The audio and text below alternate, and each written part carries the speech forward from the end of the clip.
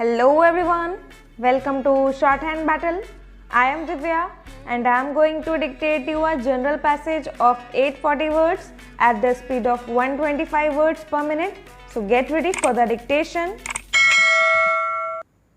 3, 2, 1 and go. Sir, I am neither supporting any media nor questioning any government which is democratically elected.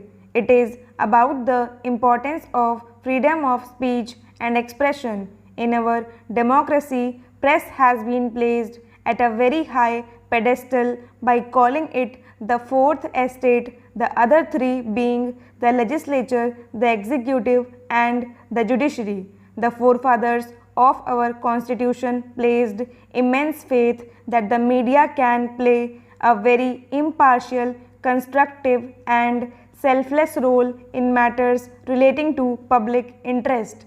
This belief is reflected more than adequately in several concessions granted to media, including the provisions in terms of Article 19 of the Constitution of India, considering the media to be a holy cow in the course of nation building. About the freedom of speech and expression, the rights granted under Article 19 Clause 1 are not unlimited, as Article 19 Clause 2 of the Indian Constitution enables the legislature to impose certain restrictions on free speech under the following heads: security of state, friendly relations with the foreign states, public order, decency or morality, contempt of court, defamation, incitement to an offence, and sovereignty and integrity of India.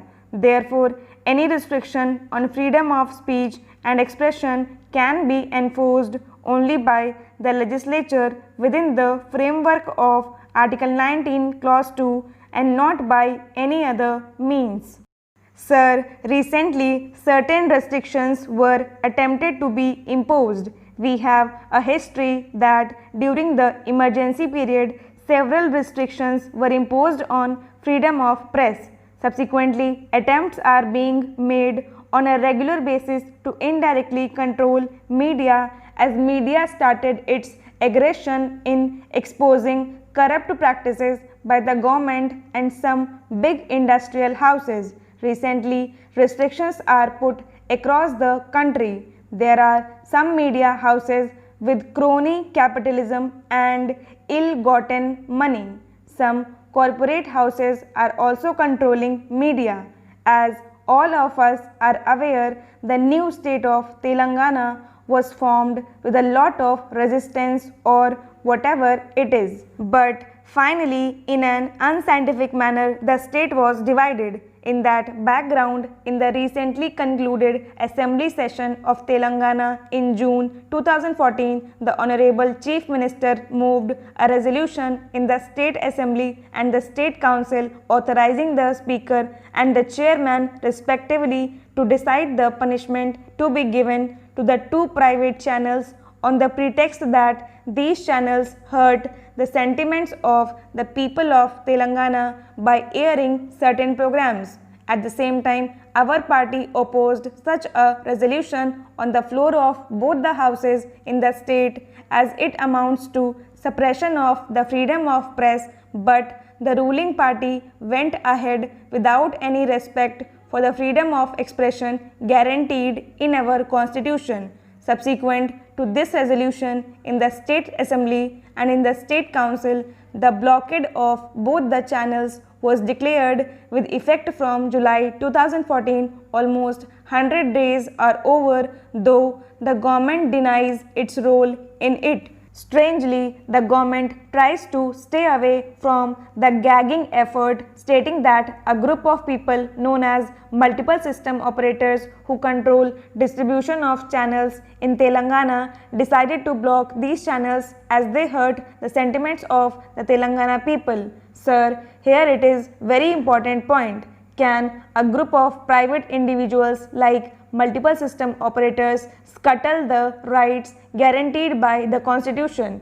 It is most important to recall here that the Honorable Supreme Court, in a case against the state of Kerala and in a number of other cases, held that reasonable restrictions on the freedom of speech in terms of Article 19 Clause 2 can be imposed only by a duly enacted law and not by the executive action. It is also necessary that there must be a reasonable nexus between the restriction imposed and the achievement of public order.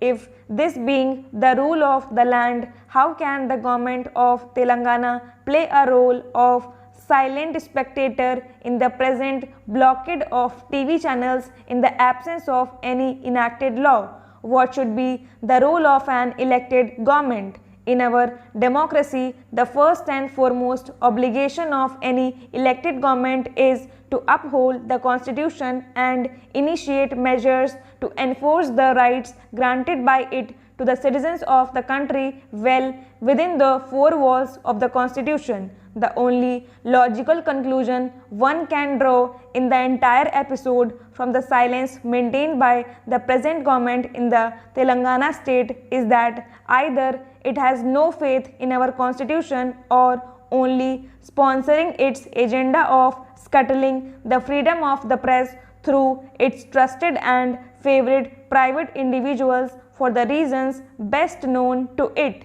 Can we allow running of any of our states which are members of the Republic of Union as princely states? After independence, nearly 550 princely states were unified into Indian Union after a great effort by our forefathers to carve out a federal India. Are we not going backwards by disrespecting the rules prescribed by our Constitution? Stop!